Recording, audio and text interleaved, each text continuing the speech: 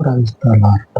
మన ప్రభు, మన విమోచకుడు యేసుక్రీస్తు వారి కనికరం కలిగిన నామమున ఈ రోజున దేవుని యొక్క పరిశుద్ధ ఉపవాస వాక్య ధ్యానములకు ప్రతి ఒక్కరికి మన ప్రభు పేరట ప్రయిస్తలార్ట్. యేసు ప్రభు నమ్మటానికి, అలాగనే మన యొక్క జీవాన్ని కాపాడుకోవటానికి సమర్థుడైన దేవుడు. యేసు ప్రభు నమ్మటానికి సమర్థుడు, ఆయన యందు నమ్మకం ఉంచొచ్చు, సమర్థుడు.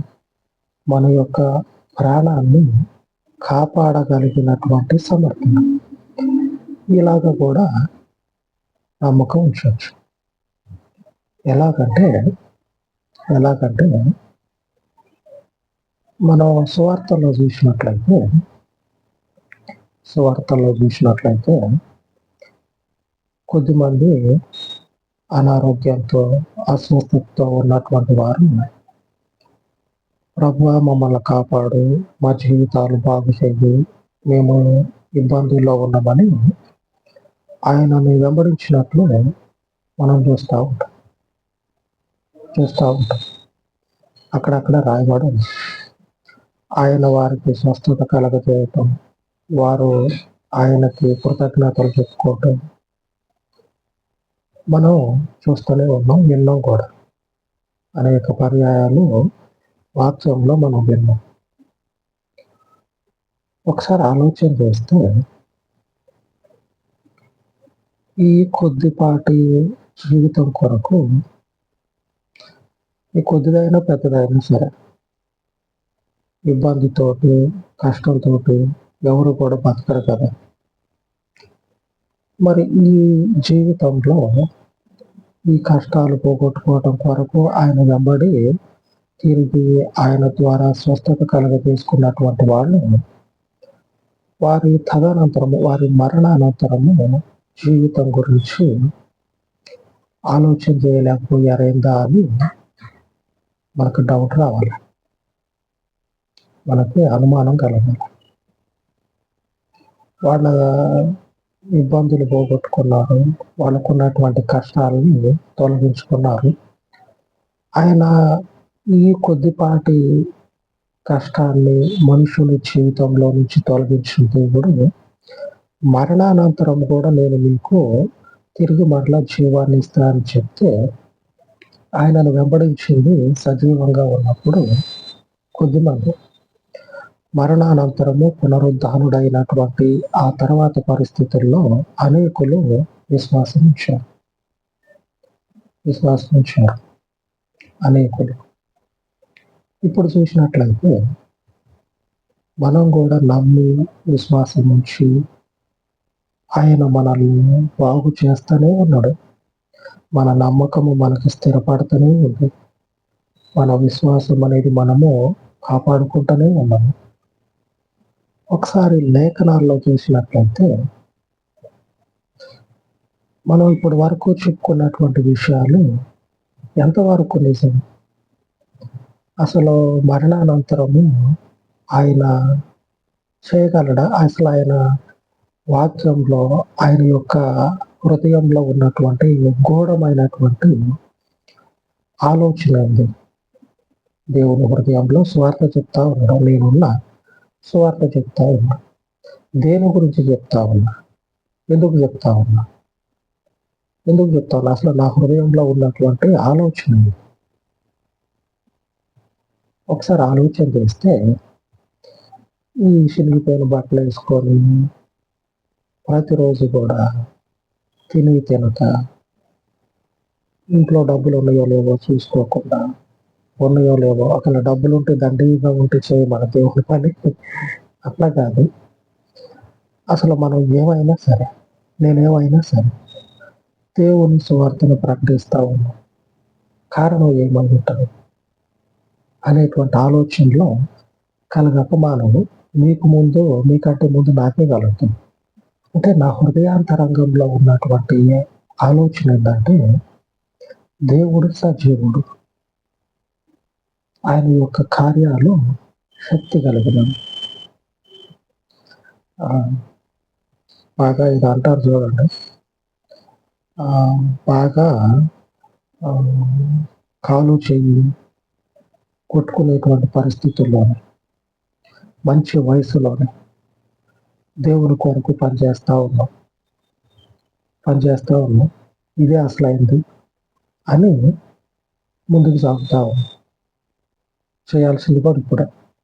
అంత పండూరిపోయి శరీరం మీద ఉన్నటువంటి ఆ వెంట్రుకలన్నీ తెల్లబడిపోయి, తల మీద వెంట్రుకలన్నీ తెల్లబడిపోయి ఈ జీవితం ఇంకా చివరికి వచ్చినప్పుడు దేవుడు నమ్ముకొని కట్టె కూడా ఒకసారి దొరకకపోతే ఎవడొచ్చి తీసుకుపోతాడా అని ఎదురు చూసేటువంటి టైంలో కాకుండా ఈ సరి అయినటువంటి వయసులో, ఈ యవ్వనంలోనికి అడుగుపెట్టేటువంటి వయసులో ఆ మొదటి నుంచి యవ్వనంలోనికి అడుగుపెట్టేటువంటి ఆ సమయం నుంచే సువార్త ప్రకటిస్తూ ఉన్నామంటే ఏదో కారణం ఉండుంటది. ఆయన యొక్క ప్రణాళిక కనుకనే సువార్త ప్రకటిస్తా ఉన్నాం.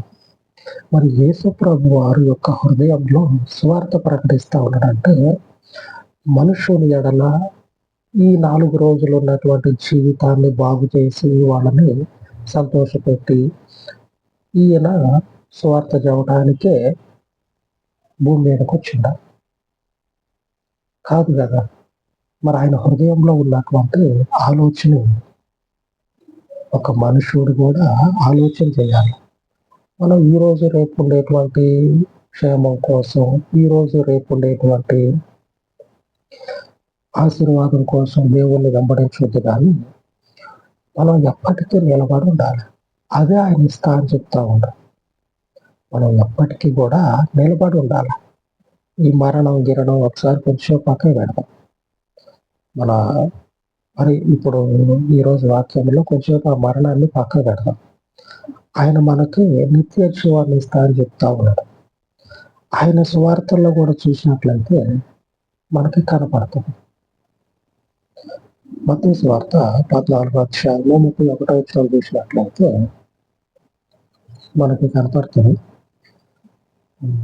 ప్రభువ నన్ను రక్షించుమని కేకలు వేసని వెంటనే యేసు చెయ్యి చాచి అతన్ని పట్టుకొని అల్ప విశ్వాసి ఎందుకు సందేహపడుతుందని అతనితో చెప్పాను.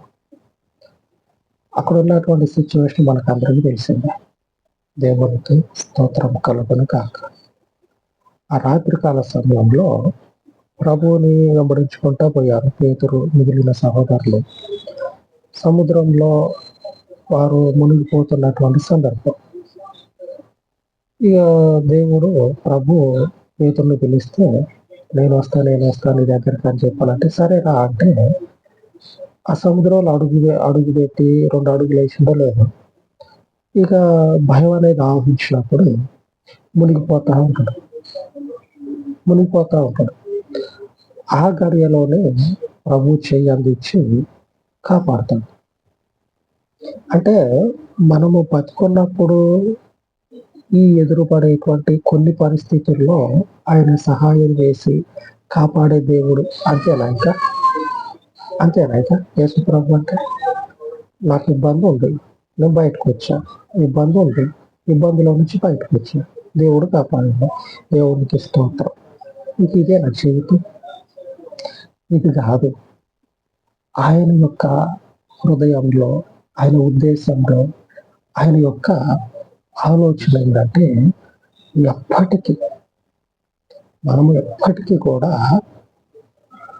ఈ భౌతిక పరమైనటువంటి విడుదలను పొందుకొని శాశ్వత జీవం కలిగి ఆయనతో పాటు ఉండాలి. అది ఆయన నిర్ణయించింది. ఈ కొద్దిపాటి జీవితంలో ఎదురయ్యేటువంటి పరిస్థితుల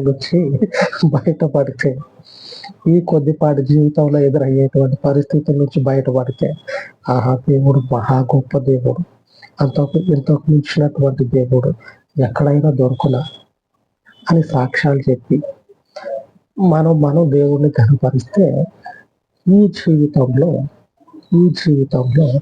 అర్థం ఇదేనా? దీనికి మించిన జీవితం ఉంది. అది అసలైన అర్థం. దేవునికి స్తోత్రం. సర్వోన్నతుడైన దేవుని నామానికి స్తోత్రం. ఆ అసలైనటువంటి అర్థము ఆయన యొక్క ఆలోచనలో మనం పసిగడదాం. ఆమె చూద్దాం, లేఖనంలో కూడా అది గూఢార్థంగా ఉంది. ఆయన ఆలోచన ఏంది, ఆయన యొక్క హృదయంలో ఆయన మనల నుంచి ఆశించేది ఏంది, లేఖనంలో చెప్పకనే చెప్తా ఉన్నాడు ఆయన.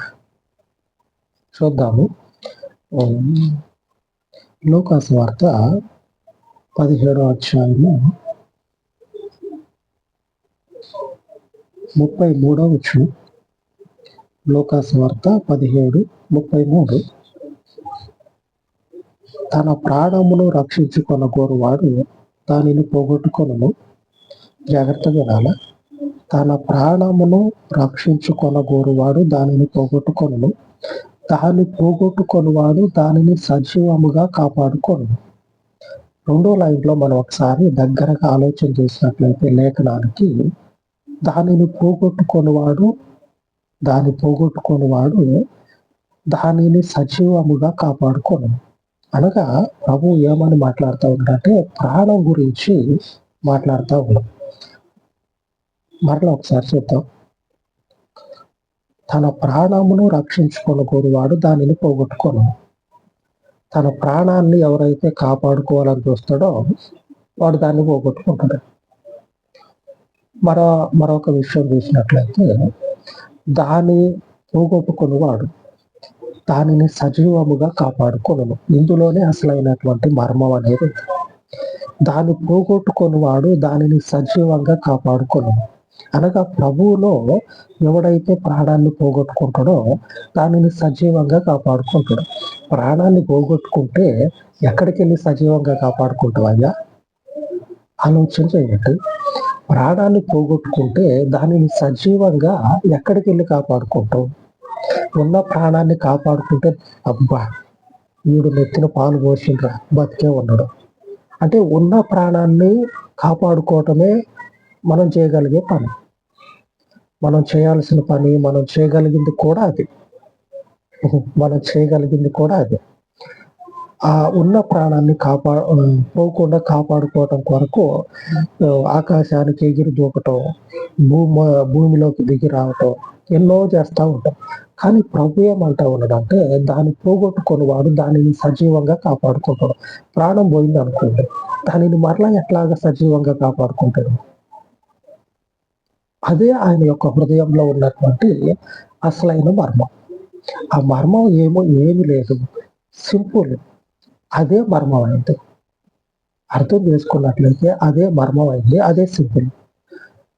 దాన్ని పోగొట్టుకొని వాడు దానిని సజీవంగా కాపాడుకొను అంటే అర్థం ఏంటంటే, ఆయన యందు విశ్వాసం ఉంచి ప్రాణాన్ని పోగొట్టుకున్నాం అనుకోండి, ఆయన యందు విశ్వాసం ఉంచినాం కదా, తిరిగి మరలా మనకు అనుగ్రహించబడుతుంది. ఆమె ఆయన యందు విశ్వాసం ఉంచినాం. ప్రభు కూడా అదే చెప్తా ఉన్నాడు. నా యందు విశ్వాసం ఉంచి ఎవరైతే మరణిస్తారో వారికి మరణం అనేది లేదు, వారు సజీవంగా తిరిగి మరలా లేస్తారు. అంటే ఈ కొద్దిపాటి మరణం తర్వాత వాళ్ళు మరణించారనుకోండి, ఆయన వచ్చేంత వరకు ఆ సమయం ఉంటుంది చూడండి, అది ఆయన దృష్టిలో నిద్రలో ఉన్నారు అనేటువంటి అర్థం. స్లీపింగ్ అంటే నిద్రిస్తా పడుకొని ఉన్నారు. ఆయన వచ్చినప్పుడు మరలా వారు జీవంతో లభిస్తారు. అదే అర్థం ఉన్నది ఇక్కడ. దాన్ని పోగొట్టుకొని వాడు దానిని సజీవంగా కాపాడుకొను అంటే అర్థం ఏంటంటే, ఆయన యందు ఎవరైతే ఉంటారో వారు వారి ప్రాణాలను లెక్క చేయక విశ్వాసంలో స్థిరపడి, విశ్వాసంలో ఆయన యందు నిలిచి, ఆయన కొరకు విశ్వాసాన్ని కాపాడుకున్నట్లయితే వారు మరణించారనుకోండి, మరణించినటువంటి వారు వారి ప్రాణాలను తిరిగి మరలా పొందుకుంటారు. అదే ఆయన బోధిస్తా ఉన్నాడు. అక్కడ ఉన్నటువంటి సంగతులు కూడా అదే. నోతు విషయంలో జరిగింది, అలాగనే నోవహు కాలంలో జరిగింది. నోవహు దేవుని ఎడల నీతిమంతుడయ్యుండి ఆయన యందు విశ్వాసాన్ని కాపాడుకున్నాడు. వాళ్ళ ప్రాణాలు వాళ్ళకి నిలబడ్డాయి. ఇప్పుడు మనము ఈ చివరి రోజుల్లో ఆయన యందు విశ్వాసం ఉంచడం ద్వారా ఏం జరుగుతుందంటే, ఎవరైనా సరే ఆయన యందు విశ్వాసం వచ్చినట్లయితే వారు ఒకవేళ మరణించారే అనుకోండి, దానిని సజీవంగా కాపాడుకుంటారు. తన ప్రాణాన్ని ఎవరైతే కాపాడుకోవాలని చూస్తారో, తన ప్రాణాన్ని ఎవరైతే కాపాడుకోవాలని చూస్తారో పోగొట్టుకుంటారు.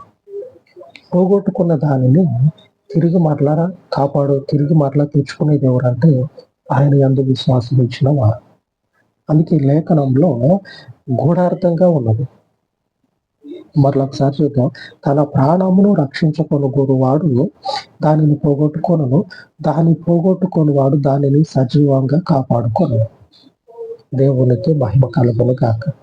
ఈ రోజున దేవుని పరిశుద్ధ వాగ్దానము ఉపవాస వాక్య ధ్యానంలో భాగంగా దేవుడు మనకు వాగ్దానం చేస్తున్నది. కీర్తన గ్రంథము 22వ అధ్యాయము 5వ వచనం. వారు నీకు మొరపెట్టి విడుదల నొందిరి, నీ యందు నమ్మిక ఉంచి సిగ్గుపడకపోయారు. విశ్వాసం ఇచ్చినటువంటి గడియ మొదలుకొని ఆయన వచ్చేంత వరకు విడుదల కొరకు ప్రయాసపడతా ఉన్నాం. ఇహలోక విడుదలే కాదు, ఆయన రాబోయేటువంటి కాలంలో విడుదల కూడా. ఆయన యందు నమ్మకం వచ్చింది కదా, ఈ నమ్మకము మనల్ని సిగ్గుపరచలేదు. ఆమేన్.